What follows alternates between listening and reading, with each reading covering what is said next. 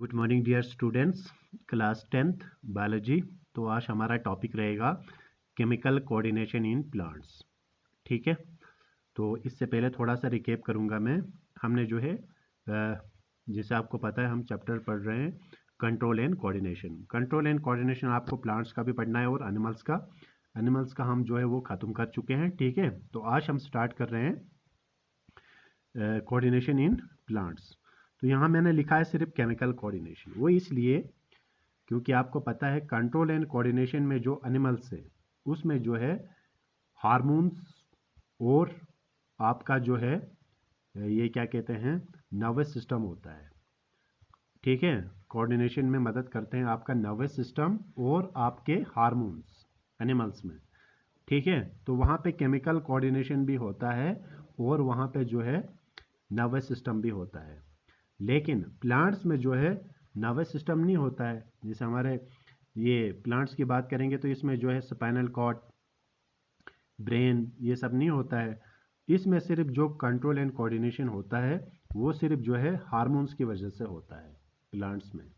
तो इसीलिए हार्मोन्स की वजह से होता है, बिकॉज हार्मोन्स जो होते हैं ये क्या इसीलिए हम इसको बोलेंगे हम केमिकल कोऑर्डिनेशन, क्योंकि हार्मोन जो होते हैं वो एक हार्मोन जो है एक किस्म का क्या है केमिकल है। ठीक है, इसीलिए हम इसको बोलते हैं केमिकल कोऑर्डिनेशन। तो प्लांट्स में केमिकल कोऑर्डिनेशन क्यों कहा जाता है? क्योंकि प्लांट्स में जो है कोऑर्डिनेशन जो होता है वो सिर्फ केमिकल्स की वजह से होता है। उन केमिकल्स को हम बोलेंगे क्या? हार्मोन्स। ठीक है, तो इसीलिए हम बोलते हैं प्लांट हार्मोन्स। प्लांट हार्मोन्स भी बोलते हैं और फाइटो हार्मोन्स भी बोलते हैं। फाइटो हार्मोन इसलिए बोलते हैं, फाइटो का मतलब होता है प्लांट, हार्मोन्स का मतलब हार्मोन्स, तो फाइटो हार्मोन्स। क्लियर? तो क्यों होता है मैंने आपको बताया केमिकल कोऑर्डिनेशन ही प्लांट्स में, क्योंकि प्लांट्स में जो है कंट्रोल एंड कोऑर्डिनेशन जो है वो सिर्फ हार्मोन्स की वजह से होता है। नर्वस सिस्टम एब्सेंट है प्लांट्स में। अगर हम एनिमल्स की बात करेंगे तो एनिमल्स में केमिकल कोऑर्डिनेशन भी होता है as well as nervous system का भी हाथ है। तो वहाँ दोनों मिला के कंट्रोल एंड कोऑर्डिनेशन करते हैं एनिमल्स में। तो प्लांट्स में सिर्फ जो है हार्मोन्स की वजह से ही होता है, क्योंकि इसमें नर्वस सिस्टम एब्सेंट होता है। तो समझ गए आप केमिकल कोऑर्डिनेशन? ओके। तो आइए आप आते हैं किसकी ओर? प्लांट हार्मोन्स की। तो केमिकल कोऑर्डिनेशन के जरिए होता है, यानी हार्मोन्स के जरिए होता है, इसीलिए हम इनको प्लांट हार्मोन्स बोलते हैं, या phyto hormones. Phyto means plant, hormones means hormones. ये इनको प्लांट ग्रोथ रेगुलेटर्स भी बोला जाता है। ठीक है, बहुत सारे नाम हैं इनके, क्योंकि ये ग्रोथ को जो है वो रेगुलेट करते हैं। अगर हम इनकी डेफिनेशन लिखेंगे व्हाट आर जो है प्लांट हार्मोन्स क्या होते हैं, अगर मैं इसकी डेफिनेशन लिखूंगा, एक सिंपल सा डेफिनेशन लिखेंगे प्लांट हार्मोन की। दीस आर द, ऐसे लिखेंगे, these are the chemical substances. ठीक है, दीस आर द, थोड़ा सा ऊपर रखूंगा ताकि आपको इजीली दिख पाए। These are the chemical substance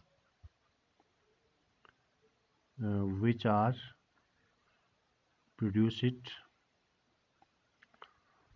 by the plants.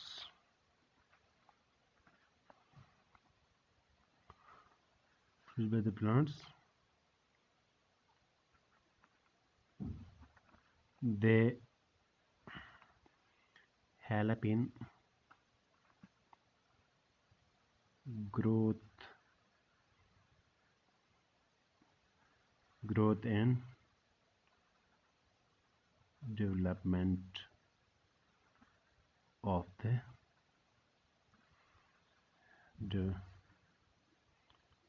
the plant. ठीक है, either in positive or negative way। वो अभी मैं बताऊंगा पॉजिटिव और नेगेटिव वे क्या होता है। They are required in minute quantity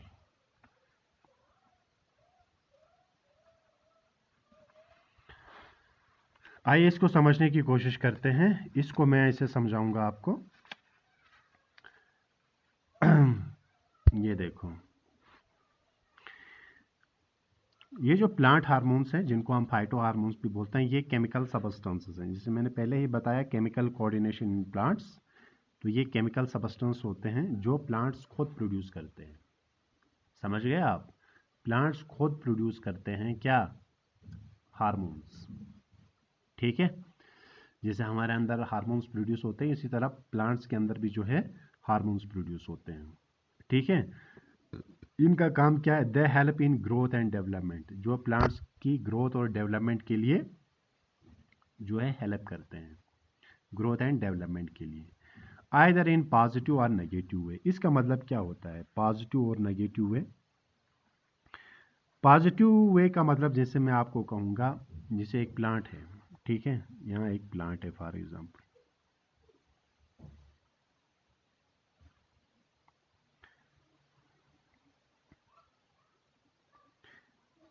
जैसे यहाँ पे मैंने कोई प्लांट बनाया है, ठीक है,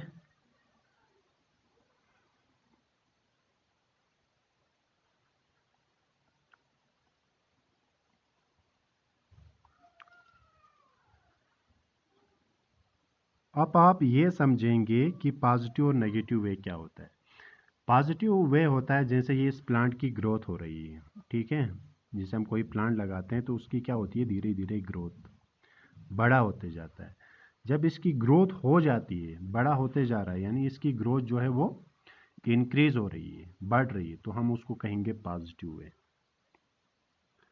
ठीक है, तो कुछ ऐसे हार्मोन्स हैं जो ग्रोथ को क्या करते हैं, बढ़ाते हैं। ठीक है, तो हम इसलिए इसको कहेंगे पॉजिटिव वे। इनकी ग्रोथ और डेवलपमेंट जो कराएगा उसको हम कहेंगे। कुछ इसकी ग्रोथ को क्या करते हैं, कुछ उसकी ग्रोथ को रोकते हैं, ठीक है, बढ़ने नहीं देते हैं, तो वो बन गया इसका क्या, नेगेटिव, नेगेटिव वे। समझ गए? तो पॉजिटिव वे क्या होते हैं? ये हार्मोन्स दो तरीके के होते हैं, एक पॉजिटिव वे में काम करते हैं, दूसरे नेगेटिव वे में।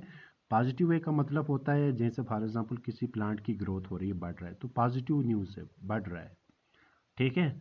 लेकिन कुछ इसकी ग्रोथ को रोकते हैं, तो वो बन गया इसका नेगेटिव वे। समझ गए आप? तो प्लांट्स जो है वो दो तरह के काम करते हैं, याद रखना।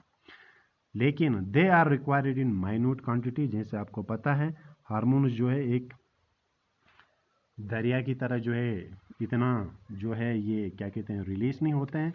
ये हमेशा जो है वो कम अमाउंट में जो है वो रिक्वायर्ड होते हैं, यानी मतलब इनका ये रिलीज जो होते हैं वो कम अमाउंट में होता है, यानी ये माइन्यूट क्वांटिटी में, कम क्वांटिटी में जो है इनकी ज़रूरत पड़ती है। समझ गए?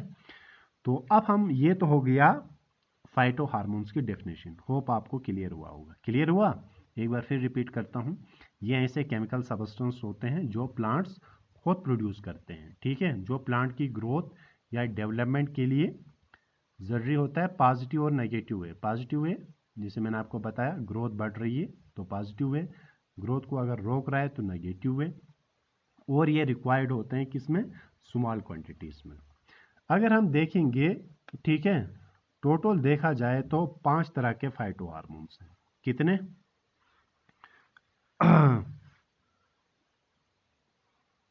तो पहला हम बात करेंगे, आपको हर एक के बारे में कम से कम 2 या 3 फंक्शंस पता होना बहुत ही ज़रूरी है, ठीक है।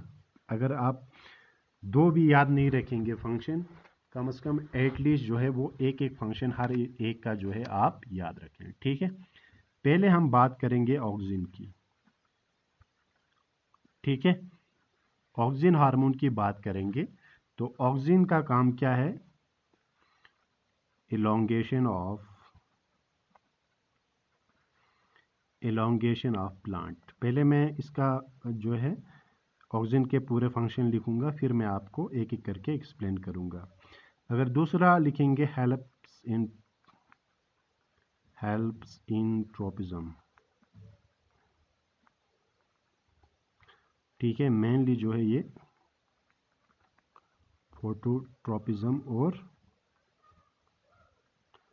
फोटोट्रोपिज्म एंड जियोट्रोपिज्म में मदद करता है,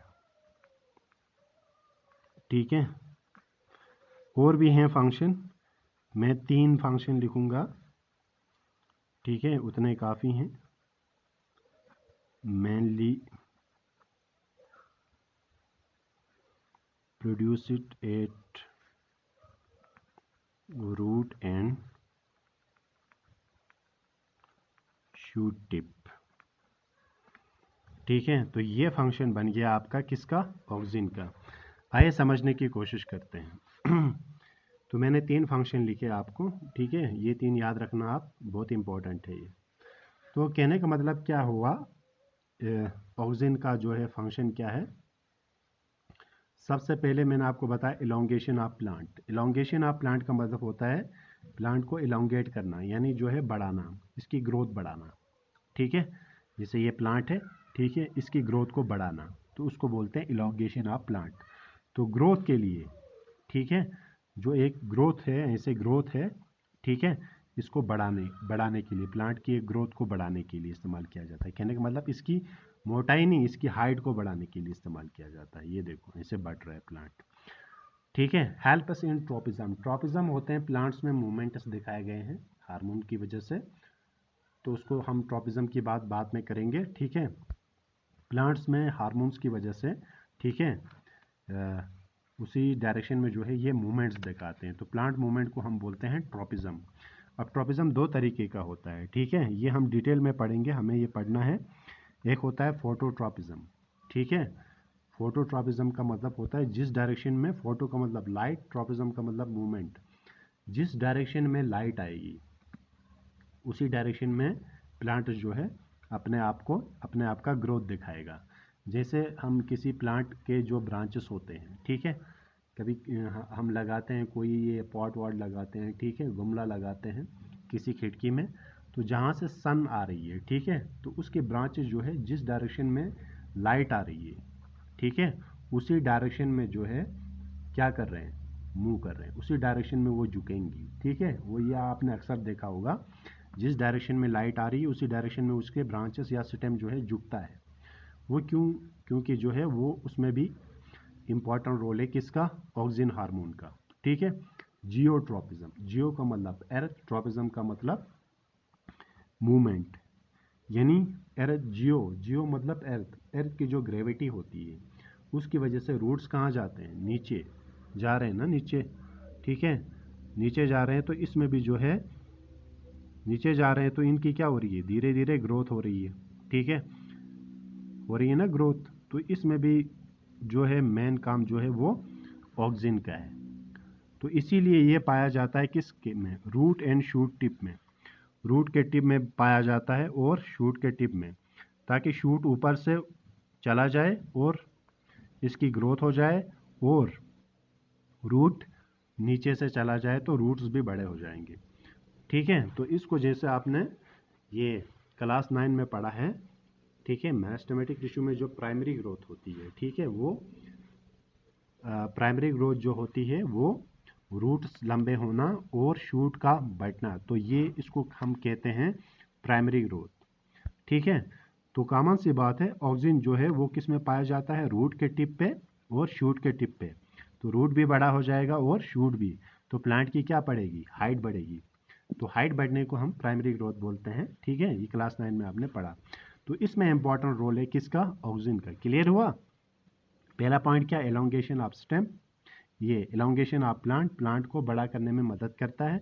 जैसे मैंने बताया बड़ा कैसे होगा, इसके रूट के टिप में पाया जाता है और शूट के टिप में, तो रूट भी बड़ा हो जाएगा और जो है आपका प्लांट का हाइट भी जो है वो बड़ा होते जाएगा, तो प्लांट का हाइट बढ़ेगा। जैसे मैंने कहा ट्रॉपिज्म में मदद करता है, ठीक है, एक फोटोट्रॉपिज्म, ठीक है, दूसरा जियोट्रॉपिज्म। ये डिटेल में हम डिस्कस करेंगे बाद में, अभी मैंने आपको इसके बारे में बता दिया, ठीक है। ये पहला हार्मोन था हमारे पास, क्या था, ऑक्सिन था। अब हम दूसरे हार्मोन की बात करेंगे। दूसरा हार्मोन हमारे पास है, ठीक है, दूसरा हार्मोन हमारे पास है गिबरेलिन, या जिबरेलिन भी बोलेंगे आप, जो भी आपको मर्जी आए आप बोल सकते हैं, ठीक है। गिबरेलिन्स, ठीक है। तो अगर हम गिबरेलिन्स की बात करेंगे, ठीक है,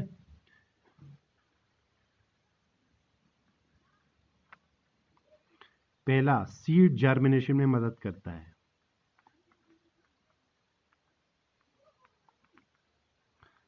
सीड जर्मिनेशन, दूसरा है development of internodes,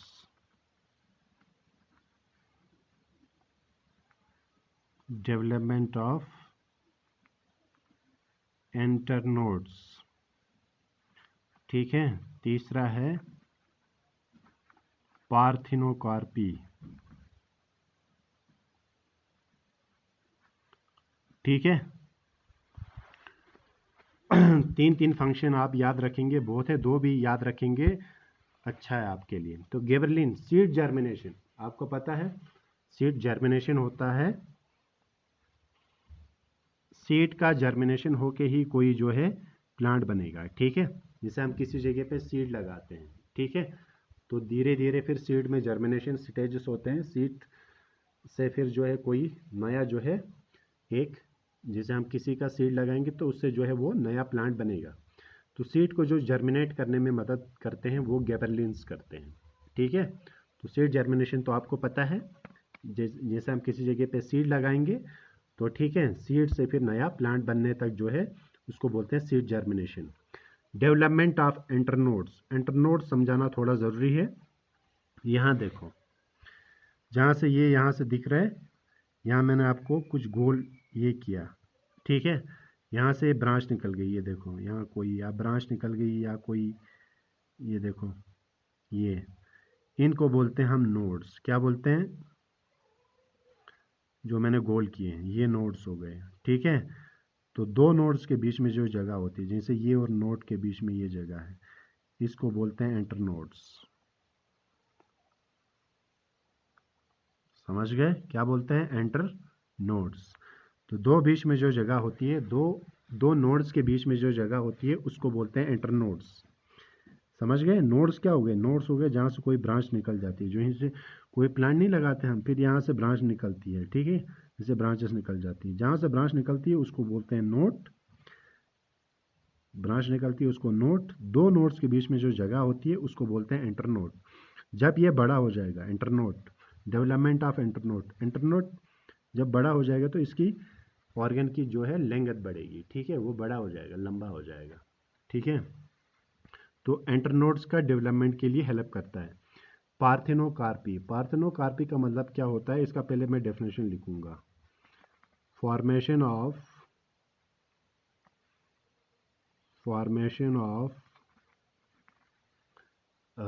fruit without pollination,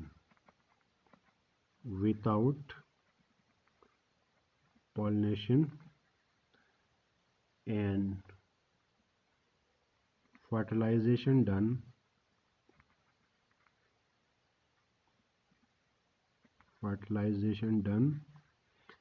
किसकी वजह से? with the help of hormones।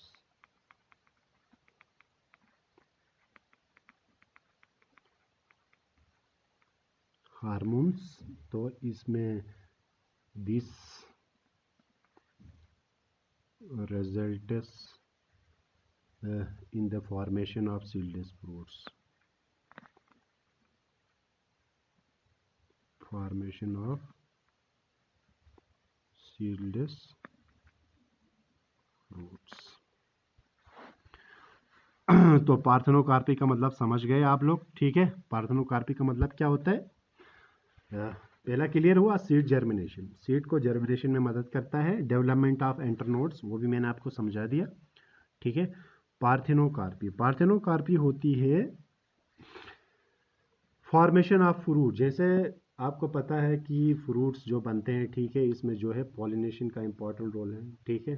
Pollen grains जो है वो ये क्या कहते हैं, फीमेल के साथ मिल जाते हैं, यानी पॉलिनेशन मतलब ये पोलन ग्रेन्स ट्रांसफ़र होते हैं फ्रॉम स्टिग्मा, ये फ्रॉम एंथर टू स्टिग्मा, ठीक है, उसको पॉलिनेशन बोलते हैं।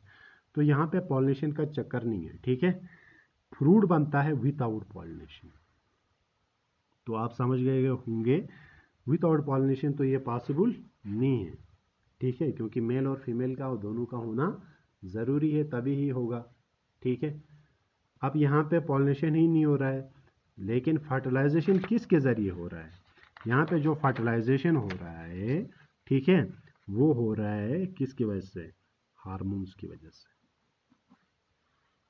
ठीक है, तो यहाँ पे ऐसे फ्रूट बनते हैं जो पॉलिनेशन के बगैर बनते हैं। पॉलिनेशन तो आपको पता है, transfer of pollen grains from anther to stigma. तो यहाँ पे ऐसा कोई पोलन ग्रेन का ये चक्कर वक्कर नहीं है। यहाँ पे जो भी फ्रूट्स बनते हैं, ठीक है, जो फ्रूट्स पकते हैं, ठीक है, बनते हैं, तैयार हो जाते हैं, वो हार्मोन्स की वजह से होता है। ठीक है, जब वहाँ पे हार्मोन्स की वजह से फ्रूट बनता है, ठीक है, पार्थेनोकार्पी के ज़रिए, तो उस वक़्त जो है उन फ्रूट्स में सीड्स नहीं होते हैं। क्या नहीं होते हैं? सीड्स नहीं होते हैं। तो इसीलिए हम बोलते हैं उसको सीडलेस फ्रूट्स। तो सीडलेस फ्रूट आपका कौन सा है? एग्जाम्पल अगर आप देखेंगे, बनाना। ठीक है, बनाना जो है एक सीडलेस फ्रूट है, उसमें सीड होता है नहीं। तो वो किसके ज़रिए होता है?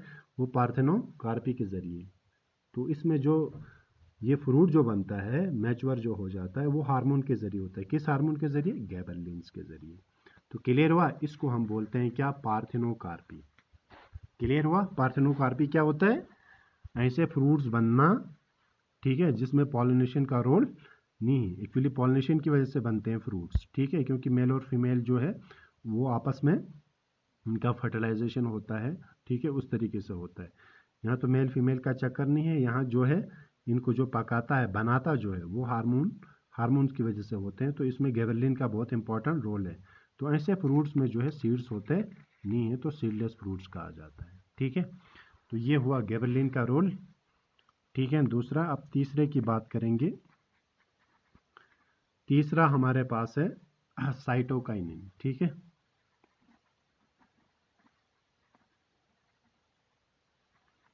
साइटोकाइनिन, अगर हम इसके फंक्शंस की ओर जाएंगे, पहले हम इनके फंक्शन लिखेंगे।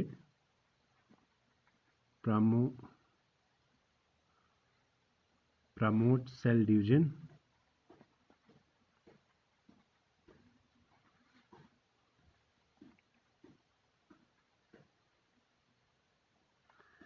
Promote cell division. दूसरा अगर हम इसका लिखेंगे, ठीक है, ब्रेक सीड डॉर्मेंसी।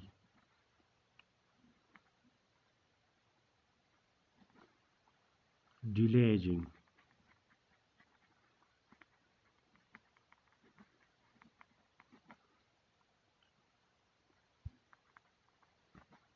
क्लियर? तो मैंने इनके 3 फंक्शन लिखे आपको। ठीक है, तो ये 3 फंक्शन क्या हैं?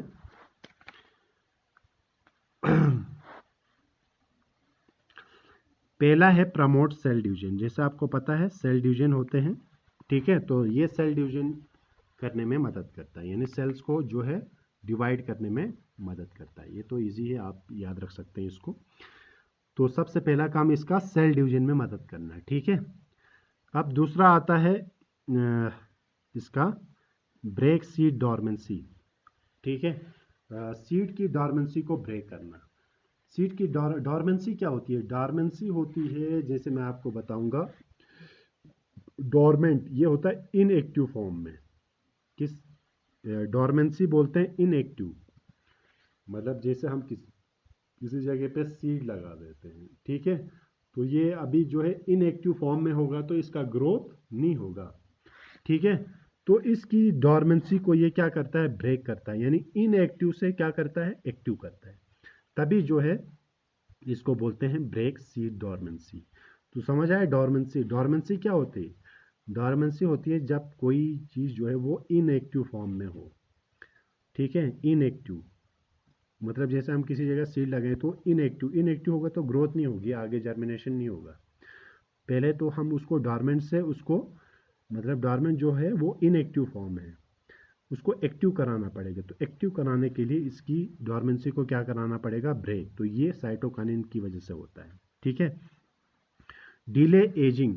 डिले एजिंग का मतलब क्या होता है? डिले एजिंग का मतलब होता है ओल्ड होने से इसको क्या करता है? डिले करता है, यानी ओल्ड होने नहीं देता। ठीक है, इसको मतलब ओल्ड होने नहीं देता है प्लांट को। ठीक है, तो इसकी कहने का मतलब इसकी जवानी को बरकरार रखता है, इसको ओल्ड होने नहीं देता है। डिले एजिंग, यानी ए बूढ़ापा आने नहीं देता है, कहने का मतलब आप ऐसा कहेंगे, यानी इसको जो है जवान रखता है प्लांट को। ठीक है, जैसे इंसानों में भी नहीं है, मतलब कुछ लोग जो दाढ़ी रखते हैं, ठीक है, मतलब वो ऐसा महसूस होते हैं कि थोड़ा सा ये क्या कहते हैं ओल्ड जैसे महसूस होते हैं एज कंपेयर टू दोस्त जो शेव करके बिल्कुल ये यंग जैसा लगता है। ठीक है, तो इससे ये हमें ये होता है, पता चलता है कि साइटोकाइनिन जो है वो प्लांट्स में एजिंग को क्या करता है, डिले करता है, यानी प्लांट्स को बूढ़ा होने नहीं देता है, ओल्ड होने से रोकता है। कहने का मतलब मेरी बात समझ आई होगी आपको। ठीक है, चौथा बात करेंगे हम, चौथा हार्मोन, 5 हार्मोन है टोटल। चौथा हार्मोन है हमारे पास एथाइलिन। ठीक है,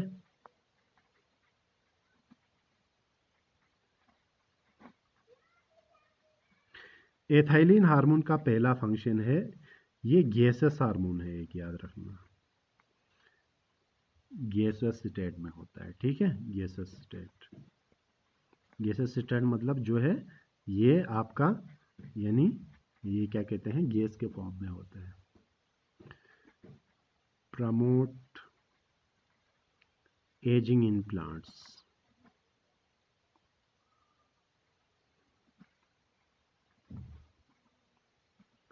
एजिंग इन प्लांट्स। तीसरा, helps in ripening of fruits,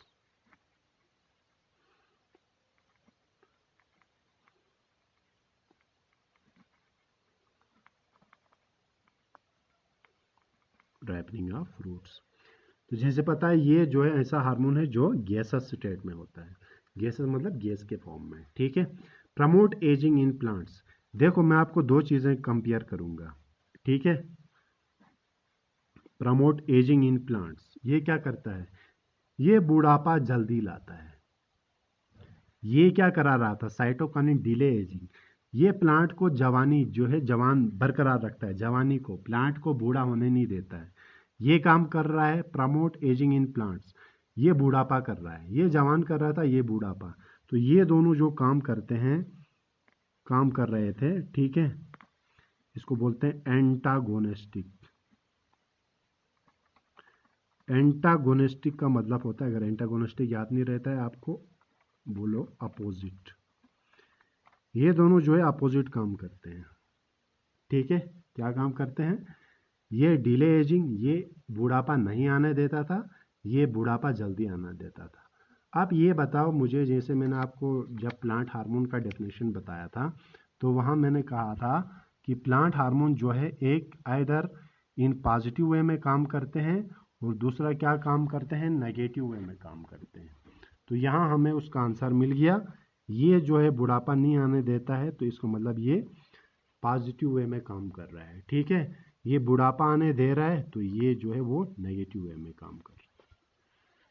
ये तो पॉजिटिव न्यूज़ है कि बुढ़ापा नहीं आने देता, ये नेगेटिव काम कर रहा है क्योंकि ये जो है एजिंग को बढ़ावा देता है, यानी जल्दी ओल्ड हो जाते हैं प्लांट्स। ठीक है, helps in ripening of fruits, इसका मतलब तो आपको पता है, फ्रूट्स को राइपनिंग करने में, यानी उनको जो है पकाने में मदद देता है, यानी पकाना नहीं, मतलब फ्रूट जो है वो प्रिपेयर नहीं होते हैं, तैयार नहीं होते हैं, एक पकाना वो हो गया। ठीक है, खाना बनना ऐसा नहीं, राइपनिंग मतलब जो है फ्रूट्स पक जाना है। ठीक है, यानी फ्रूट जो है वो मैच्योर होना। ठीक है, उसमें मदद देता है। क्लियर, तो फ्रूट्स को राइपनिंग में मदद देते हैं और जल्दी बुढ़ापा लाते हैं ये। ठीक है, एथाइलिन ये जो है डिले एजिंग को ये डिले करता है, ये जल्दी लाता है, इसीलिए ये एंटागोनिस्टिक काम करते हैं, अपोजिट काम करते हैं।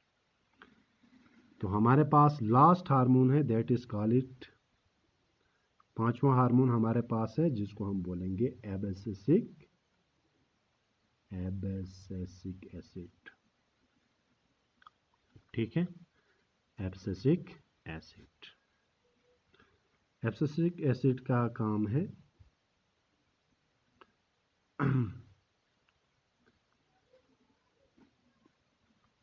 प्रमोट्स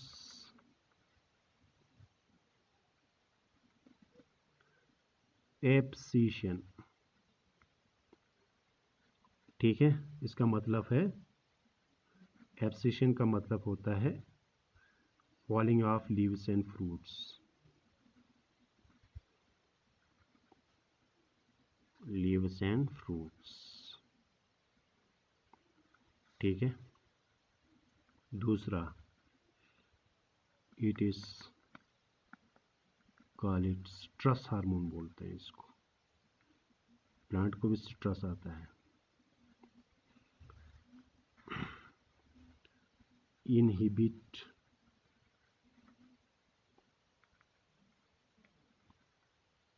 जर्मिनेशन, ठीक है। इनको समझने की कोशिश करते हैं तो उसी के साथ हमारा लेक्चर जो है वो कंप्लीट हो जाएगा, ठीक है। देखो ये एक आपका जो है वो एंड पॉइंट हार्मोन है, ठीक है। एंड पॉइंट मतलब लास्ट में। तो ये क्या करता है, प्रमोट एप्सिएशन। एप्सिएशन होता है, आप कहेंगे उसको बढ़ावा देता है एप्सिएशन को, ठीक है। जैसे आपने नहीं देखा प्लांट्स में जो है ये फ्रूट्स जब लगते हैं तो लास्ट में जो है फ्रूट्स क्या करते हैं, गिरने लगते हैं, ठीक है। तो ये जो गिरते हैं ना, ये इनको बढ़ावा देता है कौन, एब्सिसिक एसिड। जैसे आपको पता है कि लीव्स लास्ट में क्या होते हैं, प्लांट से गिर जाते हैं, ठीक है। गिरते हैं या फ्रूट्स गिरते हैं, उसी को बोलते हैं एप्सिएशन। तो एप्सिएशन को बढ़ावा देता है कौन, एब्सिसिक एसिड। सिट्रस हार्मोन किस क्यों बोलते हैं इसको, सिट्रस हार्मोन इसको बोलते हैं इसलिए, ठीक है, कभी जो है सिट्रस कंडीशन आ जाता है प्लांट्स में, ठीक है, तो उसको ओवरकम करने के लिए, ठीक है, ये हार्मोन इंपॉर्टेंट रोल प्ले करता है, ठीक है। कोई भी सिट्रस कंडीशन, जैसे closing of stomata, during citrus condition में स्टोमेटा को आप ये भी लिख सकते हैं, क्लोजिंग ऑफ स्टोमेटा, ठीक है, ड्यूरिंग सिट्रस कंडीशन,